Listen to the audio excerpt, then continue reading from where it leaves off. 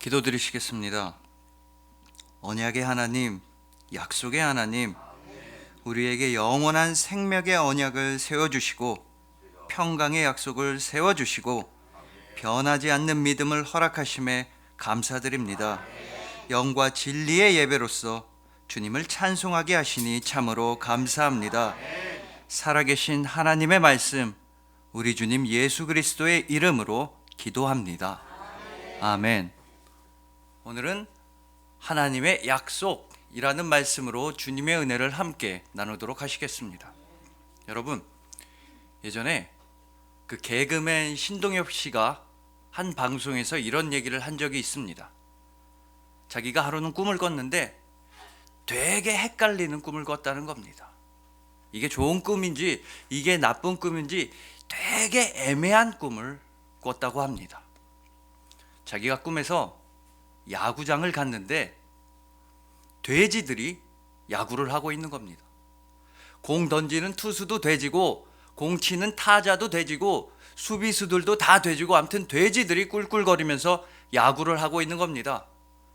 그래서 이거 돼지 꿈이다, 되게 좋은 꿈이다 하면서 관중석을 딱 봤더니 관중들이 전부 다 개떼들인 겁니다. 개들 한 3만 마리가 모여서 왈왈대고 있는 겁니다.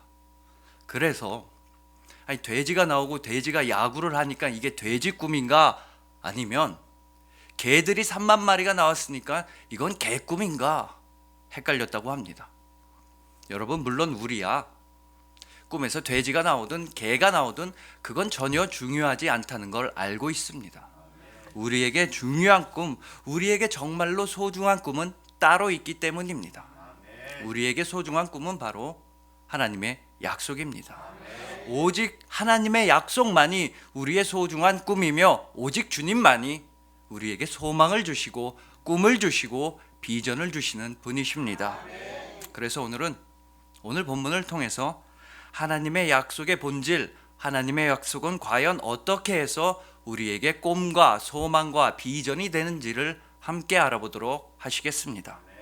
특히나 창세기 17장에 관한 조지프 노븐슨 목사님의 탁월한 해석을 더하여서 오직 하나님의 약속 하나만을 신뢰하며 살아가는 우리 모두가 되기를 간절히 소망해 봅니다.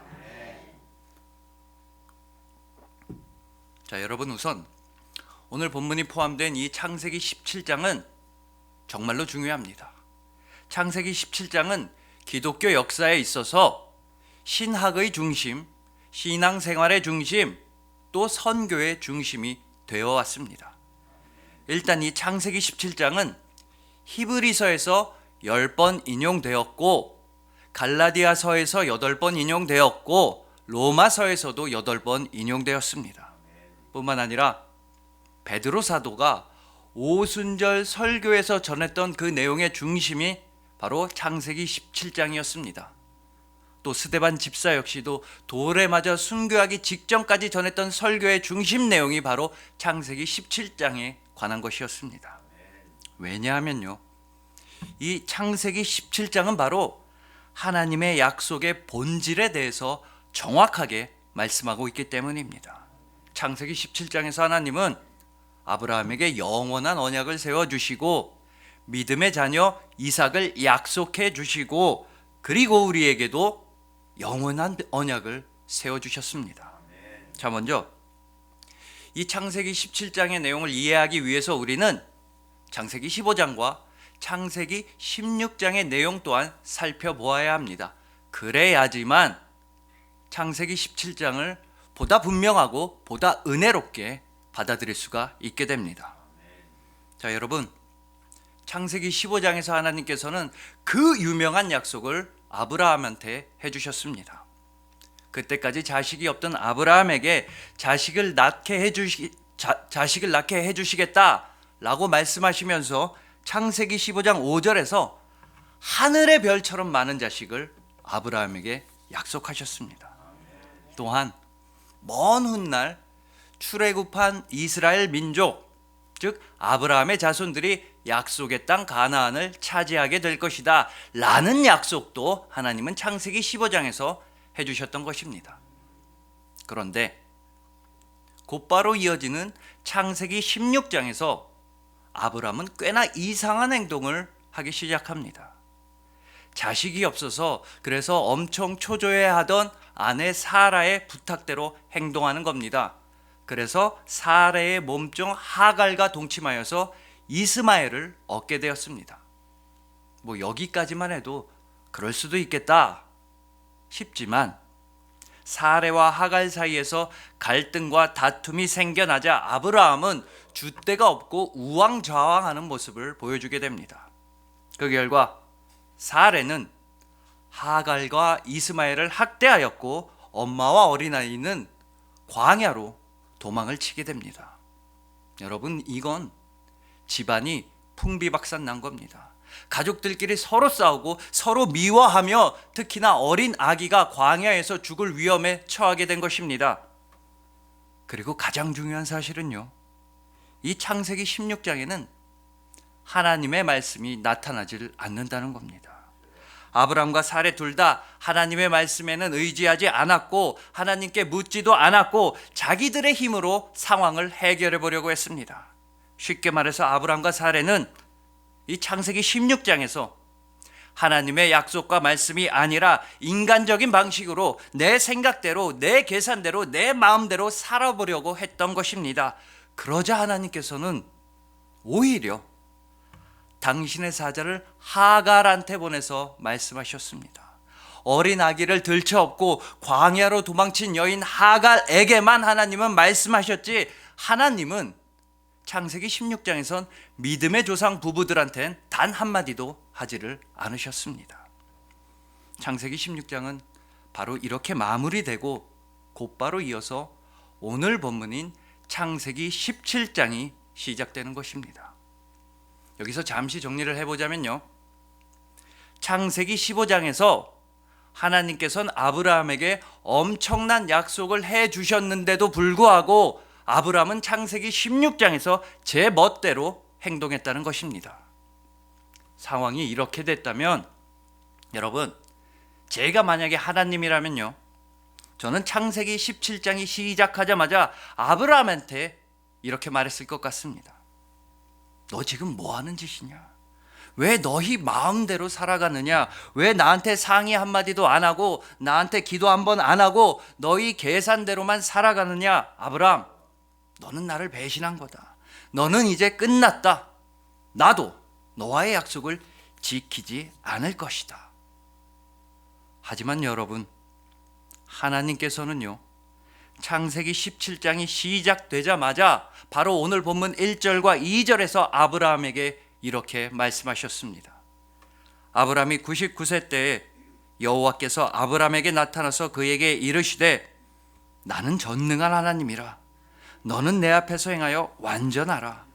내가 내 언약을 나와 너 사이에 두어 너를 크게 번성하게 하리라.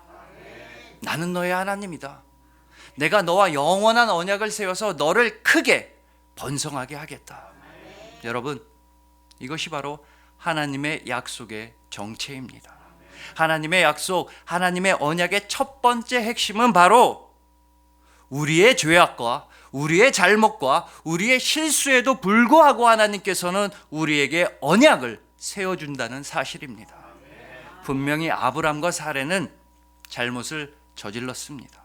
자기들의 생각대로 인간적인 계산으로 하나님의 약속을 성취해 보려고 했습니다. 어떻게 해서든 아이만 낳고 보면 자기네들이 크게 번성하는 줄로 착각했습니다. 그러나 그들의 헛된 시도는 명백한 실패로 돌아갔고 그들은 아마 크게 낙심했을 것입니다. 하지만 그럼에도 하나님께서는 그들에게 말씀하여 주십니다. 나는 너의 하나님이다. 내가 너와 영원한 언약을 세워서 너희를 크게 번성하게 하겠다. 그렇기 때문에 하나님의 약속은 곧 하나님의 은혜인 것입니다. 모든 잘못과 실수에도 불구하고 또 용서해 주시고 또 감싸 안아주시는 하나님의 은혜는 바로 하나님의 언약으로서 아브라함에게 나타났던 것입니다. 여러분, 하나님 아버지께서는 우리에게 확실한 약속을 하여 주셨습니다. 예수 그리스도를 통해서 우리에게 영원한 생명과 영원한 평안의 약속을 하여 주셨습니다. 우리가 그 하나님의 약속된 생명과 평안 안에 들어가는 것은 100% 하나님의 은혜입니다. 나의 돈과 나의 능력으로서 하나님의 약속을 따내는 것이 아닙니다. 나의 잘못과 나의 실수로 말미암아 하나님의 약속이 파기되는 것도 아닙니다. 하나님의 약속은 오직 은혜로서 우리에게 다가왔습니다. 하나님께서는 오직 은혜로서 우리와 약속하십니다. 예수 그리스도를 믿음으로써 여러분들은 지금 이 순간에도 하나님의 약속을 누리고 계신 분들입니다. 믿음의 조상 아브라함에게 하셨던 그 모든 약속들은 바로 믿음의 자손들인 여러분들의 선물이 되었던 것입니다. 자, 그렇다면 과연 우리는 어떻게 살아가야 합니까? 하나님의 은혜를 입고 하나님의 약속을 받은 우리 그리스도인들은 어떻게 살아야 하는 것입니까? 그 정답을 믿음의 조상 아브라함은 알고 있었습니다. 자, 여러분, 이쯤에서 우리가 한번 아브라함의 입장이라고 생각을 해봅시다. 창세기 12장 4절에 따르면 하나님께서 아브라함에게 처음으로 약속하실 때 그때 아브라함의 나이는 75세였습니다. 고향을 떠나라. 너에게 수많은 자식을 주겠다. 너는 복의 근원이 될 것이고 너는 복이 될 것이다. 라는 약속을 아브라함이 처음으로 받았을 때 아브라함은 75세였습니다. 그리고 하나님께서는 이어지는 창세기 13장에서 한 번 더 나타나셔서 비슷한 약속을 해주셨습니다. 또 전에 말씀드린 대로 창세기 15장에서도 하나님은 또 나타나셔서 또 비슷한 약속을 해주셨습니다. 자, 여러분, 그리고 이제 오늘 본문인 창세기 17장 1절과 2절에서 하나님은 다시 한번 아브라함에게 나타나셔서 약속을 하십니다. 그리고 이때 아브라함의 나이는 99세였다고 오늘 본문 1절은 분명히 증언을 하고 있습니다. 즉 하나님께서 아브라함에게 처음으로 약속하신 이후로 24년이 지난 겁니다. 아브라함은 75세에서 99세가 되었습니다. 하지만 약속은 이루어지지 않았습니다. 자식이 생기지를 않았습니다. 근데 하나님은 자꾸만 가끔씩 나타나셔서 자꾸만 똑같은 약속만 하십니다. 말씀만 하시고 뭐 하나 이루어지는 게 없었습니다. 여러분이 아브라함이라면 과연 여러분은 어떻게 하시겠습니까? 만약에 제가 아브라함이라면 24년이나 기다린 아브라함이라면 저는 오늘 본문에서 하나님이 또 나타나셨을 때 아마 하나님께 다음과 같이 따져 물었을 것 같습니다. 아니, 하나님, 이거 무슨 양치기 소년도 아니고 이거 너무하시는 거 아닙니까?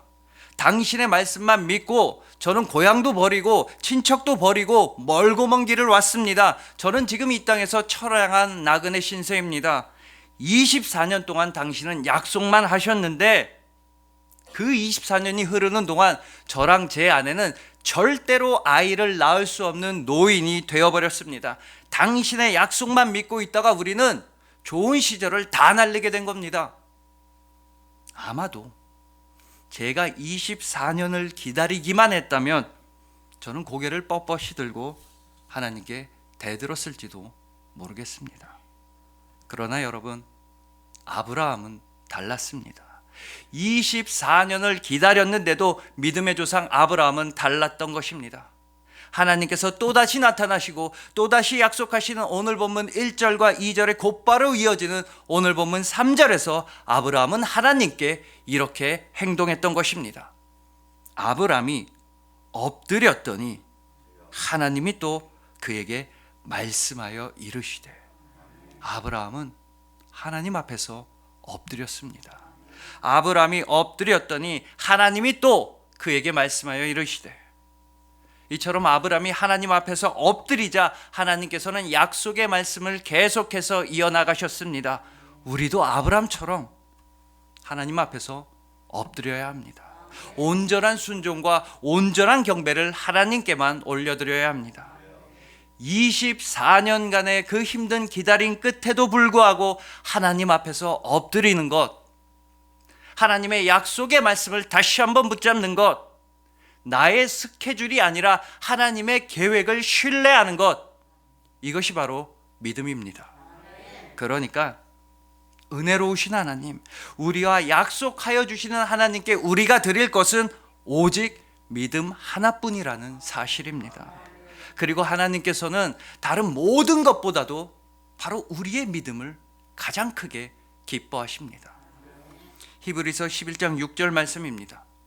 믿음이 없이는 하나님을 기쁘시게 하지 못하나니 하나님께 나아가는 자는 반드시 그가 계신 것과 또한 그가 자기를 찾는 자들에게 상 주시는 이심을 믿어야 할지니라. 믿어야 할지니라. 여러분 반드시 믿으시길 바랍니다. 오직 하나님의 약속을 믿으시길 바랍니다. 24년간의 힘들고 고된 기다림 끝에도 아브라함이 하나님 앞에서 엎드렸던 것처럼 여러분들도 끝까지 믿으시길 소망합니다. 여러분의 인내 끝에, 여러분의 그 기다림 끝에 하나님께서는 여러분의 믿음을 보시고 분명히 말씀하여 주실 것입니다. 나는 너의 하나님이다. 내가 너와 영원한 언약을 세워서 너를 크게 번성하게 하겠다. 은혜로 약속해 주시는 하나님 앞에서 오직 믿음으로 엎드려서 경배하시는 여러분들을 주님의 이름으로 축복합니다. 자, 다음으로 하나님의 약속의 두 번째 본질은 바로 불가능을 가능하게 하신다, 이것입니다. 그리고 그 모든 일은, 그 약속의 모든 일은 우리가 하는 게 아니라 하나님께서 직접 행하신다, 이것입니다. 자, 여러분 다시 한번 오늘 본문 1절을 보시겠습니다. 여호와께서 아브라함에게 나타나서 그에게 이르시되 나는 전능한 하나님이라 너는 내 앞에서 행하여 완전하라. 하나님께서는 당신께서 전능하시니 아브라함한테 완전하라고 말씀하십니다. 근데 여러분, 사람이 완전할 수가 있습니까? 이 세상에서 완전하신 분은 오직 하나님 한 분뿐입니다. 완전한 사람은 그 어디에도 없는데도 하나님께서는 아브라함에게 완전하라고 말씀하십니다. 마치 하나님은 불가능한 일을 말씀하시는 것만 같이 들립니다. 또한 하나님께서는 창세기 17장 16절에선 아브라함과 그의 아내 사라가 아들을 낳을 것이다 라고 약속하여 주십니다. 하나님의 이 약속의 말씀을 듣자마자 아브라함은 속으로 피식 비웃고야 말았습니다. 그도 그럴 것이, 그 약속의 말씀을 들었을 때 아브라함은 99세, 아내 사라는 89세였기 때문입니다. 100세 된 할아버지와 90세 된 할머니가 아이를 낳는다는 건 세상의 상식으로서는 불가능한 일입니다. 그러나 하나님께서는 그 불가능을 가능하게 하셨고 이 노부부에게 약속의 아들 이삭을 주셨던 것입니다. 예수님 역시도 이렇게 불가능한 말씀을 하신 적이 있습니다. 바로 요한복음 11장 43절에서였습니다. 나사로야 나오라. 나사로야 나오너라. 여러분, 이건 이미 죽은 나사로에겐 불가능한 말씀, 불가능한 명령입니다. 여러분, 살아있는 사람한테라면 그 어떤 명령도 가능합니다. 이리 와라, 저리 가라, 나오너라. 살아있는 사람한테는 전부 다 가능합니다. 하지만 죽은 나사로로서는, 이미 시체가 된 나사로로서는 절대로 할 수 없는 말씀을 예수님은 하십니다. 죽은 나사로야 나오너라. 그리고 잘 아시는 대로 나사로는 다시 살아나서 예수님 앞으로 나오게 되었습니다. 여러분, 하나님께서는 이런 불가능한 일들을 전부 다 가능하게 하셨습니다. 왜냐하면 하나님의 약속은 우리가 행하는 것이 아니라 하나님께서 직접 행하시기 때문입니다. 자, 창세기 17장에서 하나님께서는 약속하실 때 무려 12번에 걸쳐서 이렇게 약속하십니다. 직접적으로 또는 간접적으로 무려 12번에 걸쳐서 하나님은 이런 표현을 사용하셔서 약속을 하셨습니다. 내가 한다. 내가 한다. 내가 할 테니까 너도 할 수 있고 너는 될 것이다. 내가 아들을 주겠다. 그러니 너는 아버지가 되면 된다. 내가 너를 번성하게 하겠다. 그러니 너는 그저 번성하기만 하면 된다. 하나님은 바로 이런 방식으로 우리에게 약속해 주시는 분입니다. 야, 너는 걱정 말아라. 내가 하겠다. 내가 다 이루겠다. 약속할게.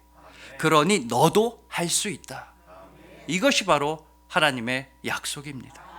여러분, 우리가 하는 게 아니라 하나님께서 직접 하십니다. 오직 주님께서 하시는 것입니다. 그렇기에 하나님의 약속은 불가능을 가능으로 변화시키는 능력이 있는 것입니다. 그래서 하나님께서는 바로 우리를 변화시켜 주셨습니다. 더 이상 할 수 없었던 과거의 우리가 아닙니다. 오직 하나님의 약속 안에서 우리는 할 수가 있는 것입니다. 우리를 언약의 자녀, 새로운 백성으로 빚어주셔서 하나님의 놀라운 일에 우리를 참여시켜 주십니다. 믿는 자에게 능치 못할 일이 없는 것입니다. 바로 창세기 17장에서 아브라함과 사라를 변화시켜 주셨듯이 하나님께서는 우리 또한 변화시켜 주십니다. 자, 여러분, 아브라함의 원래 이름은 아브람이었습니다. 높은 아버지, 고귀한 아버지라는 뜻의 아브람은 이 창세기 17장의 하나님의 약속 안에서 열국의 아버지, 여러 민족의 아버지라는 뜻의 아브라함이 되었던 것입니다. 또한 아내 사라 역시도 원래 이름은 사레였습니다. 여왕, 공주라는 뜻의 사레 역시도 창세기 17장의 하나님의 약속 안에서 여러 민족의 어머니, 열국의 어머니 사라로 변화되었던 것입니다. 바로 여기에 하나님께서 우리를 변화시켜 주시는 그 깊은 뜻이 있는 것입니다. 하나님께서는 아브라함과 사라를 열국의 아버지, 열국의 어머니로 변화시켜 주셨습니다. 아버지와 어머니로 변화시켜 주셨습니다. 그러니까 하나님께서는 그 두 사람을 가족의 부모로서, 가족의 아버지와 어머니로 세워주셨다는 뜻입니다. 그것도 모든 열방의 아버지와 어머니로 세워주셨던 것입니다. 그리고 우리 역시도 아브라함과 사라의 자손입니다. 믿음의 자손, 약속의 후손입니다. 그렇기 때문에 온 세상 모든 사람들도 가족입니다. 하나님의 언약의 가족인 것입니다. 그렇기 때문에요, 모든 인류를 언약의 가족으로 세워주셨던 이 창세기 17장 말씀은 기독교 역사에서 세계 선교화의 비전의 말씀이 되어왔던 것입니다. 이 세상에서 나랑 상관없는 사람은 없습니다. 모든 열방은 나의 가족이며 우리 모두 다 한 식구인 것입니다.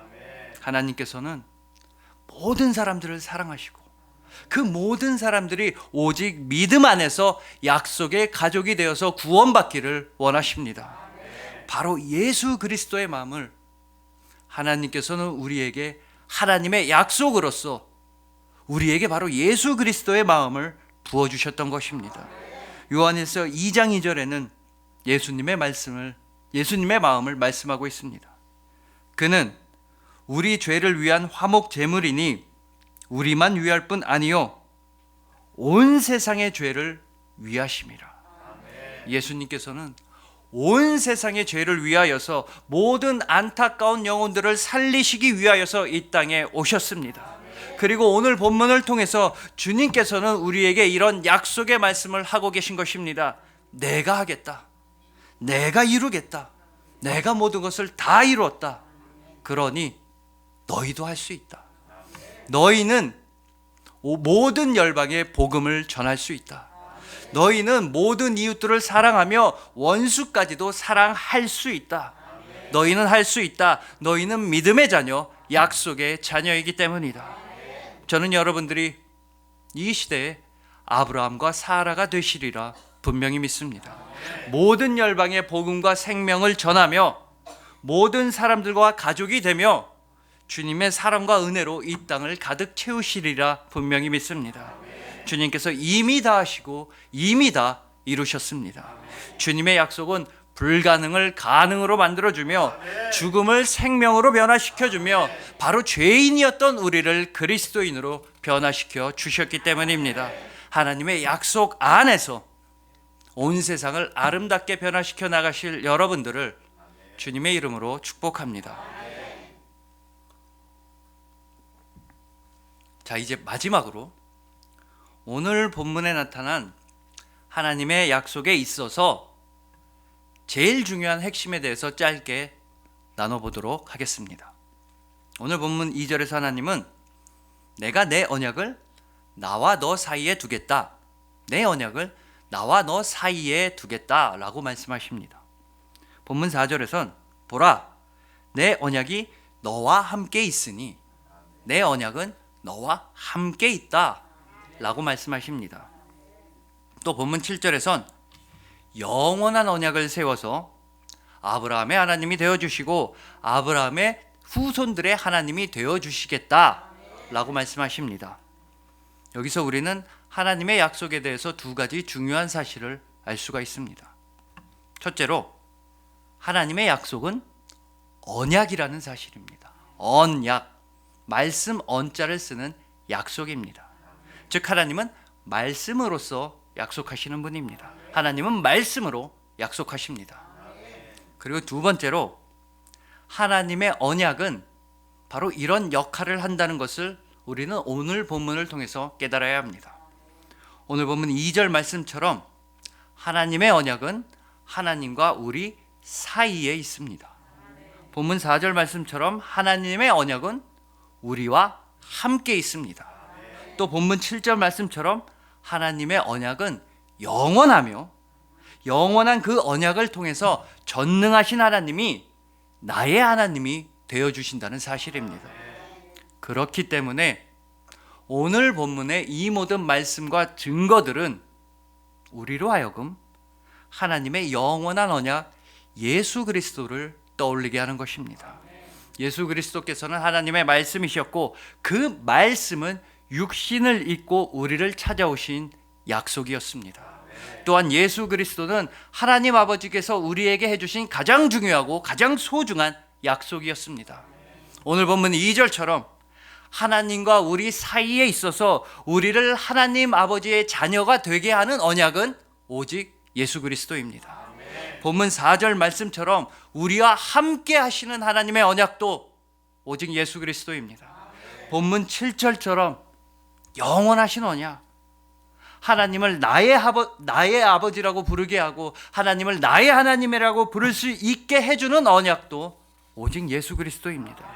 여러분, 하나님 아버지께서는 영원한 생명의 언약을 오직 예수 그리스도를 통하여서 이루어 주셨습니다. 예수님이야말로 하나님의 언약 그 자체이셨습니다. 우리가 약속할 때 왜 서로 새끼손가락을 거는 것처럼 하나님 아버지께서는 예수 그리스도의 십자가를 통하여서 영원한 약속을 지켜주셨습니다.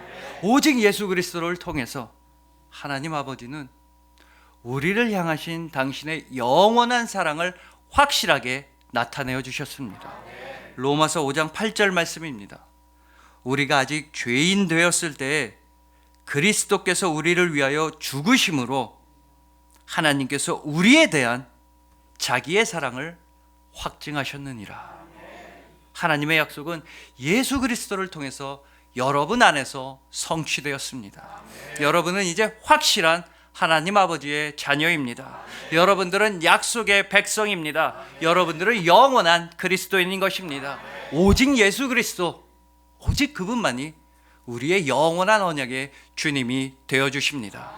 그리하여 하나님 아버지께서 친히 은혜로서 약속해 주시는 여러분들, 불가능을 가능하게 하시고 우리를 변화시켜 주시는 하나님의 그 약속을 굳게 믿으시는 여러분들, 오직 예수 그리스도로 말미암아 영원한 언약 안에서 영원한 생명과 평안을 누리시는 여러분들을 진심으로 사랑하고 축복합니다. 기도드리시겠습니다. 언약의 하나님, 약속의 하나님, 아멘. 우리의 죄악과 우리의 잘못과 우리의 연약함에도 불구하고 우리와 언약을 세워주시니 감사합니다. 아멘. 오직 은혜로서 우리와 약속하여 주시니 감사합니다. 아멘. 모든 불가능을 가능하게 하시며 아멘. 우리를 언약의 자손으로 세워주셨습니다. 아멘. 모든 열방에 복음을 전하며 모든 이웃들을 사랑하며 아멘. 주님의 은혜를 전하도록 하겠습니다. 아멘. 영원하신 언약 예수 그리스도를 통해 아멘. 영원한 생명과 영원한 평안을 허락하시니 참으로 감사합니다. 아멘. 주님의 무한하신 은혜에 감사하여 아멘. 순전하고 온전한 믿음의 삶을 올려드리겠습니다. 아멘. 살아계신 하나님의 말씀, 우리 주님 예수 그리스도의 이름으로 기도합니다.